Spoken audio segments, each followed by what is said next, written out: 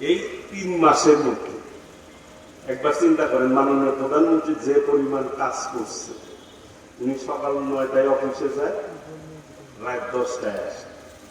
সরকারের একটা ভাঙ্গা বাজেট, ভাঙ্গা সময় 9 মাস অন্যরা দেশ চালাইছে, তারা বাজেট দিছিল তাদের নেতৃত্বে।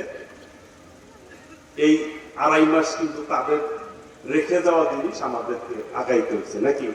আমরা আমাদের সরকার তৈরি করতে পারে না। গত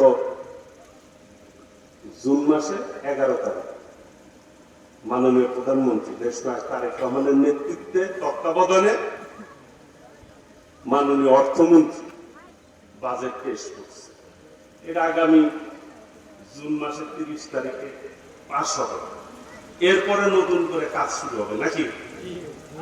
হ্যাঁ, এই 3 মাসের মধ্যে একবার চিন্তা করেন, মাননীয় প্রধানমন্ত্রী যে পরিমাণ কাজ করছে, উনি সকাল 9টায় অফিসে যায়, রাত 10টায় আসে, আবার বিভিন্ন জায়গায় প্রোগ্রাম করে।